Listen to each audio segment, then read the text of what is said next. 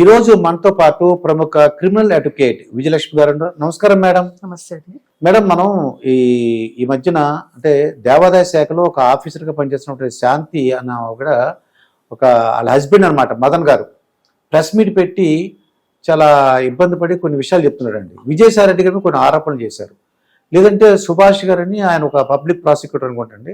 వీళ్ళిద్దరిలో తన అమెరికాలో ఉన్నప్పుడు తన భార్య శాంతి ఒక అబ్బాయిని ప్రసవించింది, డెలివరీ అయ్యింది. ఆ అబ్బాయి తండ్రి ఎవరో నాకు తెలియాలంటున్నారండి. ఇది ఎలా చూద్దాం ఉంటారు ఈ కేసు మేడం? ఒకటండి, ఇది ఏంటంటే అంటే చట్టం ప్రకారం ఏంటిది, చట్టం ప్రకారం తెలుసుకోవాలి. అతను మదన్ అడుగుతున్నాడు, ఆ పిల్లోడు తండ్రి ఎవరో నాకు తెలియాలని. ఎవరిని అడుగుతున్నాడు? దేవాదాయ శాఖ కమిషనర్ అడుగుతున్నాడు. నాకు న్యాయం కావాలి అని ఎవరిని అడుగుతున్నాడు? ముందు ఒక లెటర్ రాసి మీడియాని పెట్టి ప్రెస్ మీట్ పెట్టి చెప్పి మీడియా న్యాయం చేయగలదా? ప్రజల దృష్టికి తీసుకొచ్చాడండి. ప్రజల దృష్టికి తీసుకురావడం కరెక్టే. మీడియా ఎప్పుడు వాళ్ళని ప్రజలకు దృష్టి తీసుకురావాలంటే ఇతను వెళ్ళి నాకు న్యాయం కావాలి అని ఫస్ట్ ఎవరికి కంప్లైంట్ చేయాలి? పోలీస్కి కంప్లైంట్ చేయాలి. లేదు ఇలాంటి మీరు చేయలేరు, కోర్టుకి వెళ్ళి డైరెక్ట్గా ప్రైవేట్ కంప్లైంట్ వేసుకోవాలి.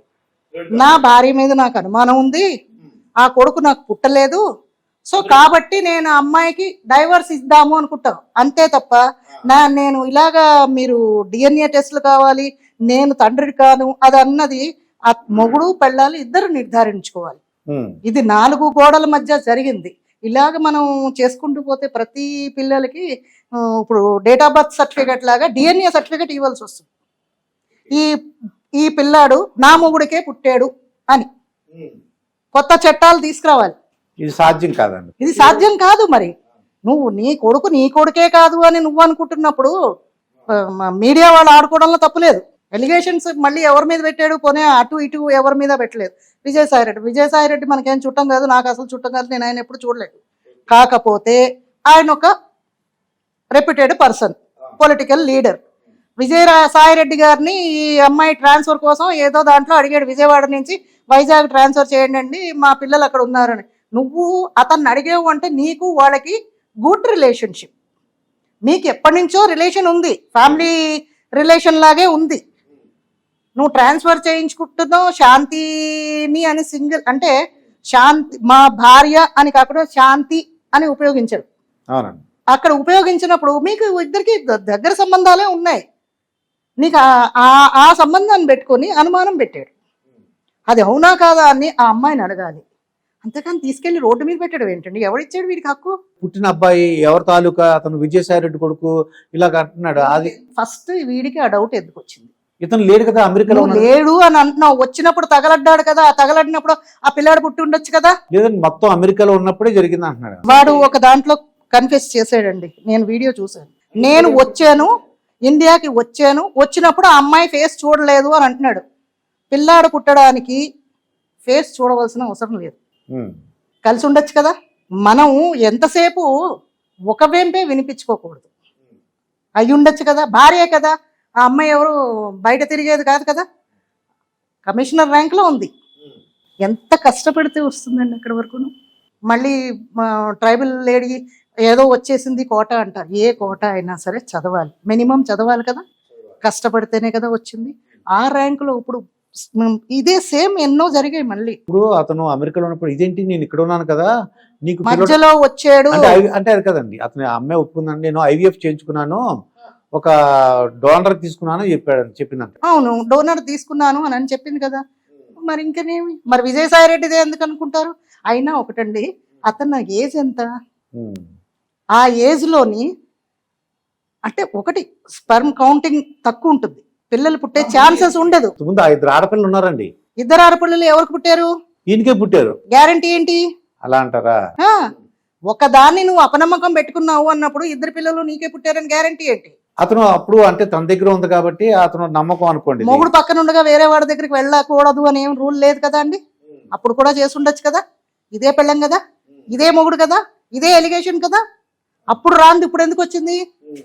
ఇంకొక వీడియోలో ఈ అమ్మాయి ఏదో అంటున్నట్టు విజయసాయి రెడ్డి ఏజ్డ్ పర్సన్, ఆయన చనిపోతే ఈ అబ్బాయికి ఆస్తి వస్తుంది. ఒకటండి, భార్య అని కాదు నేను అనేది, ఎవరైనా సరే బయట ఆడవాడు ఎవరైనా తిరిగారు అని అంటే కనుక వాళ్ళు ఇల్లీగల్ వైఫ్ ఇల్లీగల్ కాంటాక్ట్స్ అని అంటారు. కానీ ఈ ఇల్లీగల్ కాంటాక్ట్స్ లో పుట్టిన పిల్లలు మాత్రం ఇల్లీగల్ కాదు, కాదు, లీగలే. లిజిటిమేట్ చిల్డ్రన్స్ ఉండరు, ఇల్లిజిటిమేట్ చిల్డ్రన్స్ ఉండరు, లెజిటిమేట్ చిల్డ్రన్స్ అంటాం మేము. అంటే వాళ్ళు లీగలైజ్డ్ పిల్లలు. నీ రక్తం పంచుకుని పుట్టారు కాబట్టి నీ ఆస్తిలో వీడికి హక్కు ఉంటుంది. ఇప్పుడు డిఎన్ఏ టెస్ట్ అడుగుతున్నారండి. డిఎన్ఏ టెస్ట్ అసలు ఏంటి ప్రొసీజర్? డిఎన్ఏ టెస్ట్ చేయాలంటే కోర్టు దగ్గరికి వెళ్ళి ఏం చేయాలంటే మదన్ ఏం చేయాలండి? ఫస్ట్ ఒకటండి, వీళ్ళు ఏంటంటే నాకు అనుమానంగా ఉంది, ఓకే, నా భార్య నాతోటి సవ్యంగా ఉండట్లేదనో లేకపోతే ఇలాగా తప్పుడు అంటే తను అమెరికాలో పూర్తిగా 2 years అమెరికాలో మీరు ఓకే అక్కడ ఉంటున్నది ప్రూఫ్స్ తీసుకొచ్చి ఇక్కడ డెలివరీ టైము, కన్సీవ్ టైము ఇవన్నీ పెట్టి ఆ అమ్మాయి మీద కేసు వేయొచ్చు. నన్ను చీట్ చేసింది అని ఈ అబ్బాయి కేసు వేసుకోవాలి. వేసుకున్న తర్వాత ఏవో కొంత లెందీ ప్రాసెస్ ఉంటుంది, ఆర్గ్యుమెంట్స్ అవి ఉంటాయి, ఎగ్జామినేషన్ ఉంటుంది. ఇవన్నీ అయిన తర్వాత కోర్టుని వీడు కనుక అడిగితే పిటిషన్ పెట్టుకుంటే పర్మిషన్ ఇస్తుంది డిఎన్ఏకి పంపమని. ఒప్పుకుంటారు, కొన్ని సందర్భాల్లో ఒప్పుకుంటారు. అక్కడ ఎలిగేషన్ పెట్టింది కూడా వేరే వాళ్ళ మీద కాదు కదా. ఇప్పుడు 2 persons ఉన్నారు అంటున్నారు. ఒక అతను రెడీ అంటున్నాడు, సుభాష్ రెడ్డి నా మీద నేను రెడీ, నేను వచ్చేస్తాను అంటున్నాడు. అవును, విజయసాయి రెడ్డి గారిని అప్పుడు కోర్టు ఏమంటదండి? కోర్టు మిమ్మల్ని ఎవరిని అడగదండి, అమ్మా వస్తావా అని అడగరండి. వాళ్ళు ఆర్డర్ వేస్తారు, కోర్టు ఆ బ్లడ్ శాంపిల్స్ తీసుకెళ్తారు, డిఎన్ఏ టెస్ట్. విజయసాయి రెడ్డి గారిని ఎవరైనా అక్కడ ఎవరైనా సరే ఒప్పుకుంటే కోర్టు కనుక ఆర్డర్స్ వేసింది అంటే అప్పుడు కంపల్సరీ రావాల్సిందే, ఎవరైనా రావాల్సింది. అప్పుడు ఒకవేళ డిఎన్ఏ టెస్ట్ విజయసాయి రెడ్డి గారిదే అని తెలిసింది అనుకోండి, అప్పుడు ఆ కుర్రోడికి ఏంటంటే ఆస్తులు ఇప్పుడు ఆస్తి కోసం గొడవ పెట్టుకుంటున్నారు అంటే డైరెక్ట్ పిటిషన్ వేసేయచ్చు కదా. ఓకే, వీడు నీకే పుట్టాడు, ఎందుకంటే కన్నది వాళ్ళకేనని ఈ అమ్మాయికే తెలుస్తుందండి, తల్లికి తెలుసు కదా. ఈ వీడు నీ కొడుకే కాబట్టి నువ్వు ఆస్తి ఏంటి ఇవ్వడా, ఇంత రచ్చ చేయవలసిన అవసరమా? వాళ్ళ ఉద్దేశం ఏంటి అనేది తెలియట్లేదు. ఈ ఇద్దరు కొల్యూటై చేస్తున్నారా మొగుడు పెళ్ళం? అలా కూడా మరి ఆలోచించాలి కదా. ఈ అమ్మాయి ఫోన్ చేసింది ఎవరికి? మొగుడికే. నాకు ఇష్టమే అని అంటున్నాడు. ఇన్ని చేసినా నేను భార్యను ఏమైనా విడాకులు తీసుకుంటాను అని ఏమనట్లేదు కదా. ఇద్దరు కుమ్మక్కై ప్లాన్ చేస్తున్నారు, పెట్టచ్చు. పెడితే అప్పుడు ఏమవుతుంది? అప్పుడు ఆయన పరువు పోతుంది కదా. ఆయన పరువు పోతుంది. డిఎన్ఏ టెస్ట్ ఒప్పేసుకుంది అనుకోండి, ఒప్పుకుని ఒకవేళ అతనిది కాదు అని తెలిస్తే మాత్రం వీళ్ళకి మాత్రం వాయింపే. కానీ అవునని తెలిసింది, ఎందుకంటే వీళ్ళు ప్లాన్డ్ గా ముందే ప్లాన్ చేసుకున్నారు అనుకోండి. అవును అని తెలిసిన తర్వాత మనం ఏం ఉండవండి, మీడియా దాకా రాదండి. ఇంకా అక్కడ అయిపోయింది, కోర్టులో ఒప్పుకుంటాడు, ఏదో ఉంటుంది. ఇప్పుడు ఏమి అడల్టరీ ఏం తప్పు కాదు కదా, సుప్రీంకోర్టు ఆర్డర్స్ ఇచ్చింది. మీ చావు అంటున్నారు కదా, దాన్ని తీసుకెళ్లి మనం కోర్టులో పెట్టవలసిన అవసరం లేదు. ఆల్రెడీ మీకు ఇచ్చేసారు స్వేచ్ఛ, మీరు ఎలాగైనా ఉండొచ్చు. అంటే హస్బెండ్ ఉండగా వైఫ్ వెళ్ళొచ్చు, వైఫ్ ఉండగా హస్బెండ్ కూడా ఇంకొక అమ్మాయితో ఉండొచ్చు. వెళ్ళట్లేదా? ఎంతమంది వెళ్ళట్లేదు? ఇది వరకు ఏంటంటే మనకి ఇండియన్ కల్చర్లో సెకండ్ మ్యారేజ్ లేదు, అందుకని ఇప్పుడు ఏం తీసుకొచ్చారు? సహజీవనం అంటే ఏంటి? తిరుగుబోతు వాళ్ళు వైశ్యాల కిందే లెక్క. దాని ఆ పేరు ఏమో పాపం చెడ్డ పేరు ఇచ్చారు. ఇప్పుడేమో దీని సహజీవనం, అడల్టరీ అని కోర్టు భాషలో ఇచ్చారు. ఏదైనా తప్పేనండి. సుప్రీంకోర్టుకి ఆర్డర్ ఇచ్చిన తర్వాత ఇంకా ఇలాంటి ఏం చేస్తుంది కోర్టు? ఈ కేసులే ఎక్కువైపోతున్నాయి. రోజు కోర్టులు నిండిపోతున్నాయి, పోలీస్ స్టేషన్లు నిండిపోతున్నాయి. దానికి ఏదో సొల్యూషన్ చేయాలి కదా. అందుకని ఇంకా తప్పు లేదురా బాబు అంటే కనీసం మరుగుగా అయినా చేస్తారు, లేకపోతే విచ్చలవిడిగా చేస్తున్నారు.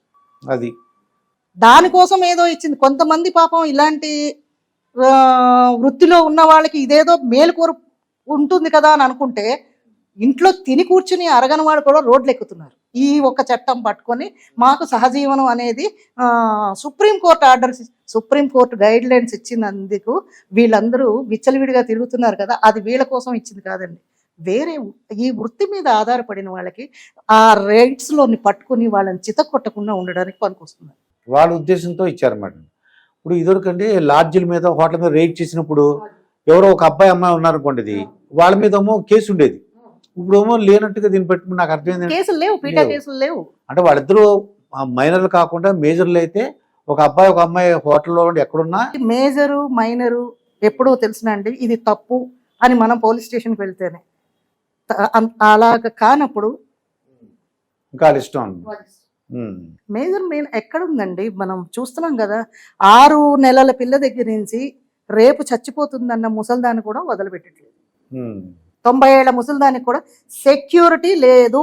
మరి ఎందుకు ఈ పరిస్థితి వచ్చిందంటారు మేడం? ఎందుకు వచ్చింది అంటే ఇవన్నీ చూస్తుంటారు కదా మీడియా, మీ మీడియా చూపిస్తుంది కదా, సెల్ ఫోన్లో ఒకటి వచ్చింది, సెల్ ఫోన్లు అన్నింట్లోని మీడియాలోని. ఏంటంటే ఇప్పుడు చిన్నపిల్లలే ఉన్నారు, వాళ్ళకి యాంగ్జైటీ ఉంటుంది. ఏంటి ఇది, ఏంటి జరుగుతుంది, ఇది చూస్తున్నాం, ఇదేదో చెయ్యాలి. ఇప్పుడు మనం పెట్టని వస్తువు వాడు ఏదో కూడా చూస్తాడు, వాడికి అది తినాలనిపిస్తుంది. అవునండి.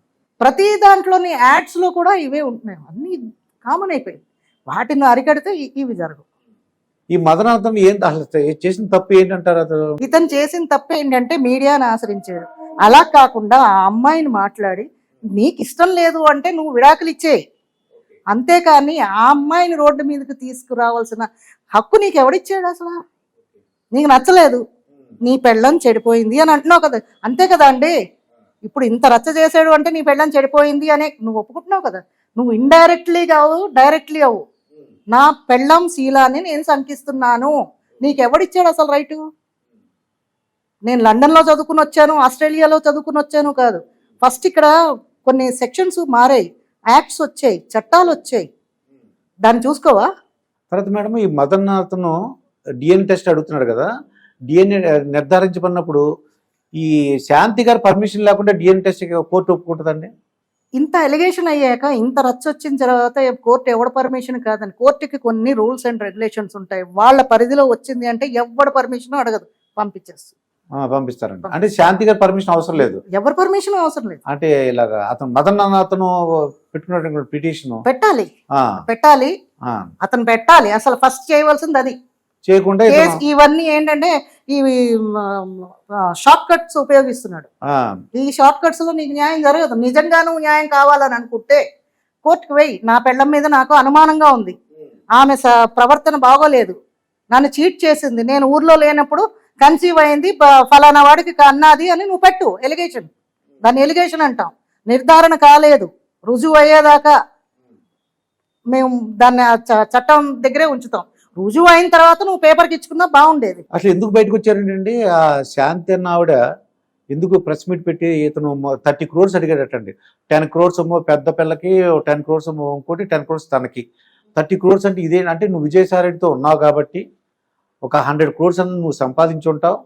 అలాగా ఆవిడ జాబ్లో జాయిన్ అయ్యి 4 years అయిందట. అదే చెప్తున్నాను కదా, వీడు కావాల్సింది ఏంటంటే డబ్బు కోసం ఇలాగా ఆ అమ్మాయిని బ్లాక్మెయిల్ చేసి ఉండొచ్చు.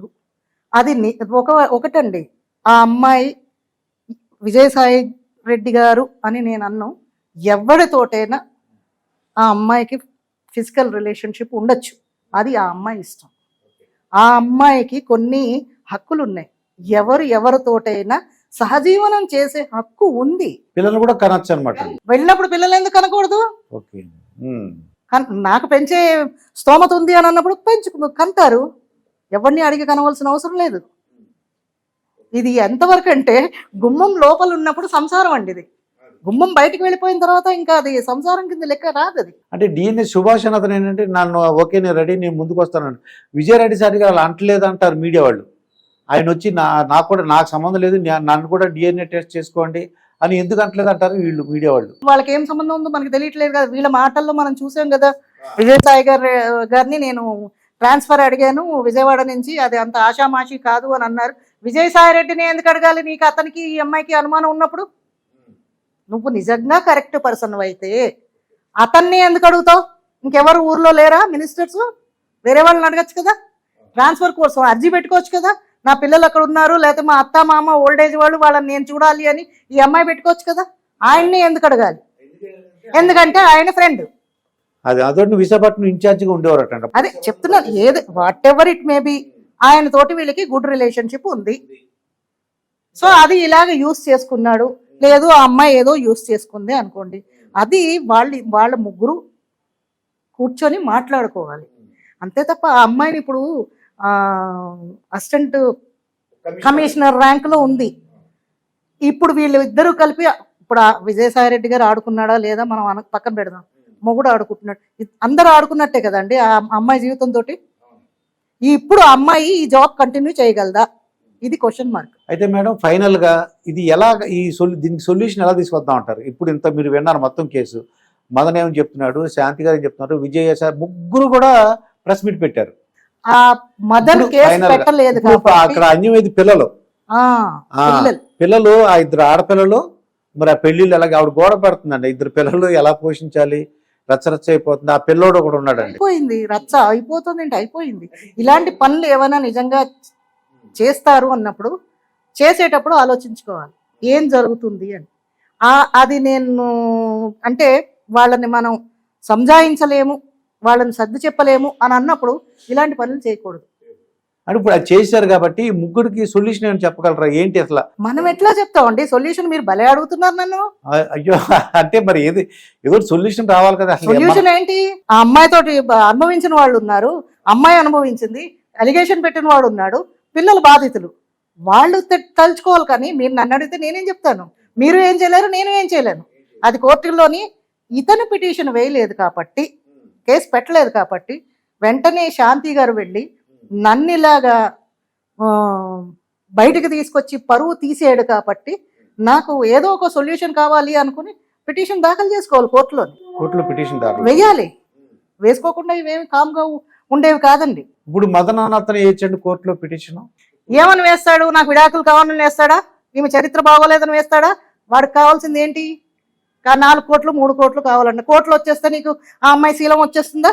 అంటే అతను ఏమంటాడంటే ఆ పిల్లోడు పుట్టాడు కదా, వాడి తండ్రి DNA టెస్ట్ కావాలి. నీకు అనవసరం, నీకు కావాల్సింది కోట్లు అన్నావు కదా.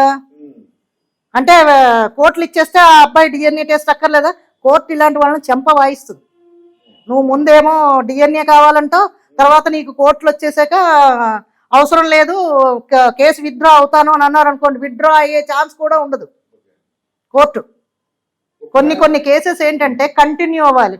మధ్యలో నేను కాంప్రమైజ్ అయ్యాను అంటే పళ్ళు రాలగొడుతుంది కోర్టు. ఒకవేళ ఈ DNA టెస్ట్ అన్ని మన ఏంటో ఊహ అనమాట ప్రజల గురించి, DNA టెస్ట్ ఓకే అయింది అనుకోండి, ఇది దాంట్లో విజయసాయి రెడ్డి గారు ఓకే అవదండి మాకు తెలుసు. ఎందుకంటే అది చాలా ప్రాసెస్, అది ఒకవేళ అదే చెప్తున్నా, ఒకవేళ అంతవరకు వెళ్ళిందే అనుకోండి, విజయసాయి రెడ్డి గారి అబ్బాయిని తెలిసింది అనుకోండి, ఆ తర్వాత వాళ్ళు చూసుకుంటారు. వాళ్ళ కోర్టులు ఆస్తులు అన్ని వాళ్ళవన్నీ వస్తాయి. అప్పుడు మనకి ఎవరు చెప్పరండి. మీరు నా దగ్గరికి రారు, వాళ్ళు మీ దగ్గరికి రారు. ఫైనల్ గా ప్రజలందరికీ ఏం చెప్తారు? ఇటువంటి కేసులు రిపీట్ అవ్వకుండా, పునరావృతం కాకుండా. రిపీట్ అవ్వకుండా ఉండడం అంటే రిపీట్ అవ్వకుండా ఉండవండి. ప్రతి గవర్నమెంట్ ఆఫీసర్స్ తోటి ఇలాంటి ఎలిగేషన్స్ అవుతూనే ఉన్నాయి. ఇందులో ప్రతి దాంట్లోని ఎవరో ఒక లేడీ ఆఫీసర్స్ బలి అవుతూనే ఉన్నారు. మనం గతంలో కూడా చూసాం. ఇప్పుడు శాంతి, ఆవిడ కుటుంబంలో అశాంతి, అంతే. ఆవిడ కుటుంబం మాత్రం అశాంతి పాలు అయిపోయింది. ఆవిడ పిల్లలు ఏంటంటే వీడేదో చూస్తాడని మనం అనుకుంటున్నాం. మగాడు ఎప్పుడు కూడానండి, మిమ్మల్ని తప్పుగా మీరు అనుకోకండి, మగవాడు పిల్లలు బాధ్యత తీసుకున్నాడు అనేది చాలా రేర్ కేసెస్. ఏది ఉన్నా సరే ఆడదే భరించాలి. ఆ పిల్లల్ని అమ్మాయి పెంచుకోవాలి. ఈ ఉద్యోగం చేయడానికి చాలా కష్టం. ఎందుకంటే ఇప్పుడు ఈ అమ్మాయి ఇలాంటిది అని తెలిసింది అని అంటే ఆ అమ్మాయిని అదొక రకంగానే చూస్తారు, కానీ ఆమెను ఆఫీసర్గా చూడరు. వాల్యూ ఉండదు.